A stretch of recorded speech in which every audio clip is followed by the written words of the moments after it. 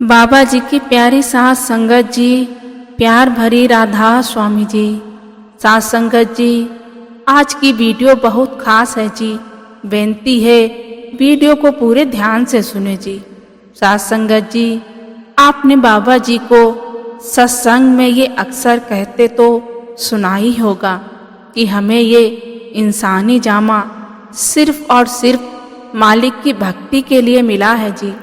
लेकिन ना जाने क्यों हम फिजूल की बातों में बहस करने लग जाते हैं जी, क्योंकि हम विचार नहीं करते कि अगर हम इस बाजी से चूक गए तो फिर पता नहीं कब जाकर इंसानी जामा मिले या ना मिले। इसी पर आधारित हमारी आज की वीडियो है जी। आप जी से बेनती है जी कि चैनल को सब्सक्राइब करके ऑल नोटिफिकेशन बेल जरूर दबाइएगा जी। साथ संगत जी, जैसा कि हम सब सत्संगी ये बात जानते हैं कि सत्संगी परिवार में अगर किसी व्यक्ति की मृत्यु हो जाती है तो उसकी अस्थियां ब्यास दरिया में प्रवाहित की जाती हैं, क्योंकि संगत का मानना है कि यहाँ हमारे सद्गुरु रहते हैं। तो इस कारण अगर हम ब्यास दरिया में मरने वाले व्यक्ति की अस्थियों को प्रवाहित करेंगे तो उनको मुक्ति मिल जाएगी। लेकिन संगत जी, बाबा जी ऐसी बातों पर विश्वास नहीं करते। वे तो हमेशा ही संगत को एक ही बात समझाते हैं कि नाम की कमाई करे बगैर मुक्ति नहीं मिल सकती। चाहे कुछ भी कर लो, क्योंकि जो कुछ भी मिल सकता है वे भजन सिमरन के द्वारा ही मिल सकता है। मुक्ति जीते जी हासिल करी जा सकती है और मरने के बाद कोई रास्ता है ही नहीं, क्योंकि भजन सिमरन वह ताकत है जो हमें जीते जी हमें परमात्मा से हमारा मिलाप करवा सकती है और हमें जीते जी मुक्ति हासिल हो जाती है। पर अगर हमने जीते जी भजन सिमरन नहीं किया, नाम की कमाई नहीं की, तो फिर चाहे मरने के बाद परिवार वाले जो मर्जी चाहे कर ले, मुक्ति नहीं मिल सकती। साथ संगत जी, ऐसे ही दो सत्संगी परिवार थे जो ब्यास दरिया में अस्थियों को प्रवाहित करने आए हुए थे। संगत जी, जैसे कि हम सब जानते हैं कि अस्थियों को प्रवाहित करने के लिए वहां पर टोकन मिलते हैं, तो ऐसे ही इन दोनों सत्संगी परिवार के लोगों को टोकन लेने पहुंच गए। तो वहां पर सेवादार पहले एक भाई को टोकन दे दी और फिर दूसरे को दे दी, क्योंकि उस टोकन के आधार पर वे परिवार के लोग अस्थियों को प्रवाहित कर सकते थे। लेकिन वो कहते हैं ना, आज के समय में सबको जल्दी जल्दी पड़ी हुई है, सब्र नाम की कोई चीज नहीं। ऐसे ही ये दोनों सत्संगी परिवार थे जो टोकन को पहले मिलने की वजह से आपस में बहस करने लगे। एक परिवार के लोग कहते कि हम पहले अस्थियों को प्रवाहित करेंगे, तो दूसरे परिवार के लोग कहते हम पहले अस्थियों को प्रवाहित करेंगे, क्योंकि हम दोनों साथ साथ आए थे और इस सेवादार भाई ने आपको पहले टोकन दे दी और मुझे बाद में दी। मेरे पास इतना टाइम नहीं है जो मैं अपनी बारी का इंतजार करूं। उनको आपस में बहस करते देख पास में खड़े सेवादार भाई बोला कि भाई, केवल 5 मिनट की बात है, पहले एक परिवार अस्थियों को प्रवाहित कर दो, फिर दूसरा परिवार प्रवाहित कर देना। तुम्हें टोकन इसलिए दी जाती है कि डिसिप्लिन बना रहे, कायदा कानून बना रहे।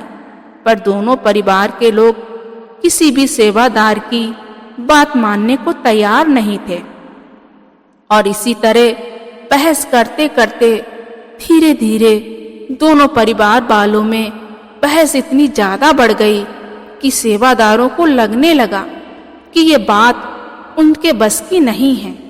तो फिर सेवादारों ने सेक्रेटरी साहब को खबर दे दी। फिर सेक्रेटरी साहब मौके पर पहुंचे और उन लोगों से पूछा कि भाई क्या बात है, ऐसे आप लोग क्यों बहस कर रहे हैं? फिर दोनों परिवार के लोगों ने सेक्रेटरी साहब से कहने लगे कि सेवादार ने पहले इन्हें टोकन दे दी और मुझे बाद में दी।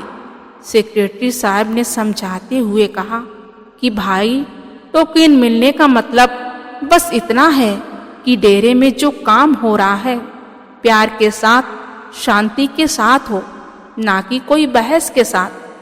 आप लोग बारी बारी से जाकर अस्थियों को सही ढंग से प्रवाहित कर दें।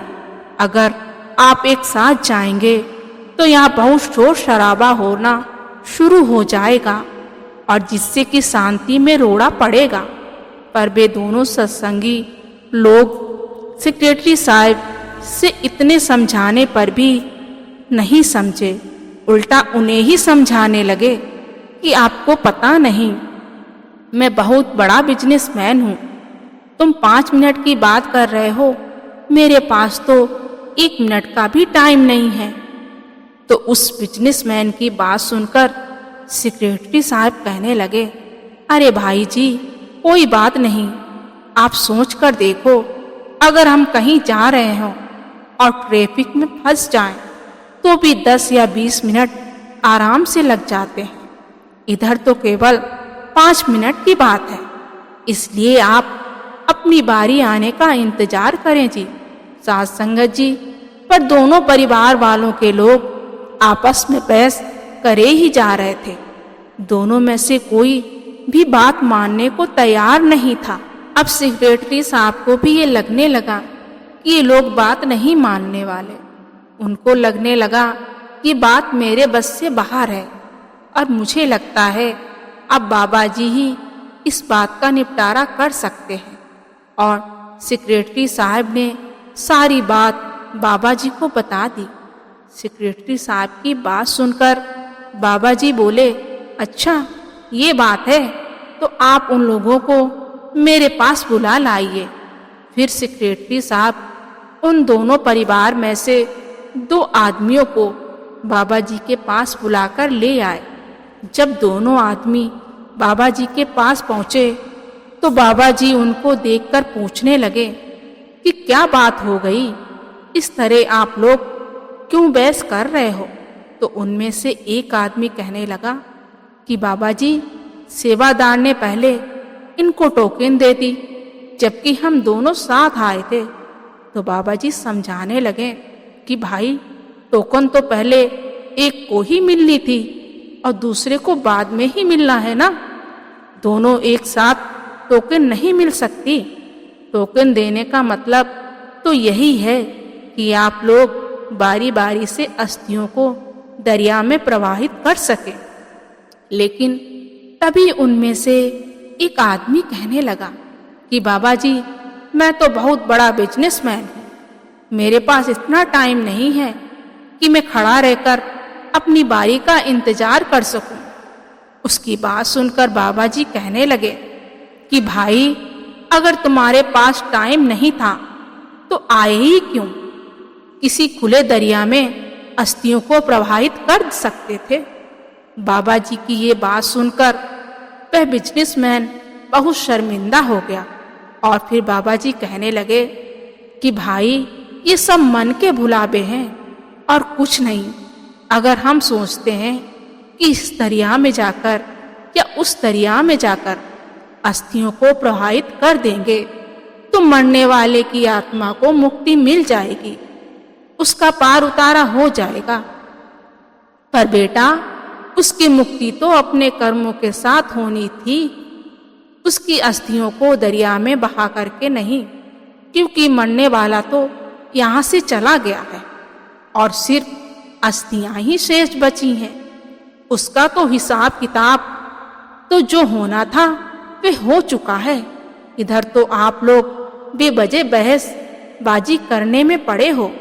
आपको तो चाहिए था जो मर गया है उसकी अस्थियों को शांति से प्रवाहित करते, कोई बहस ना करके। होना तो ये चाहिए था कि हमें सिर्फ भजन सिमरन में बैठकर ध्यान किया जाए, क्योंकि मरने वाला तो अपने कर्मों के हिसाब से चला गया है और अब हमारी बारी है। हमारा समय बीता जा रहा है। इसलिए हमें चाहिए तो ये था कि इन सब बातों को छोड़कर अपने कर्मों और भजन सिमरन पर ध्यान दें, ना कि फिजूल की बातों पर, क्योंकि किसी की मुक्ति होना या ना होना ये सब कर्मों पर निर्भर करता है। क्योंकि हम कहीं भी चले जाएं पर कर्म हमारे साथ ही होते हैं। इसलिए जो मर गया है उसका ध्यान छोड़कर अपने कर्मों पर ध्यान दें और भजन सिमरन का ध्यान दें। साथ संगत जी, जब बाबा जी ने दोनों आदमियों को समझाया तो दोनों समझ गए और कहने लगे, हम फिजूल में ही बहस कर रहे थे, इससे कुछ नहीं हासिल होने वाला। और फिर दोनों बाबा जी से माफ़ी मांगने लगे। फिर बाबा जी आगे समझाने लगे कि बेटा, हम तो सिर्फ संसारिक बातों में फंसे रहते हैं। मरने वाला तो हम सबको सबक सिखाकर गया है कि मुझे मेरे कर्मों के हिसाब से जो मिलना था सो मिल गया है, और अब आप लोग चाहो तो अपने कर्म संभाल सकते हो। साथ संगत जी, इस वीडियो को सुन लेने के बाद हम ये बात अच्छी तरह से समझ चुके हैं कि जो कुछ भी हमें मिलेगा अपने कर्मों के हिसाब से और भजन सिमरन के जरिए मिलेगा। इसलिए हमें बाहरी चीज़ों का ध्यान ना करके भजन बंदगी पर जोर दें, क्योंकि इस संसार में हमारे आने का सिर्फ और सिर्फ एक ही मकसद है कि इस 84 से छुटकारा पाना और जीते जी परमात्मा को प्राप्त करना, क्योंकि मरने के बाद कुछ नहीं होने वाला। इसी के साथ मैं आपसे विदा लेती हूँ। मिलते हैं अगली वीडियो में। अगर आपको रूहानी साखी सुनना पसंद है तो आप जी हमारे चैनल को सब्सक्राइब जरूर करें जी। गुरु प्यारी साथ संगत जी, राधा स्वामी जी।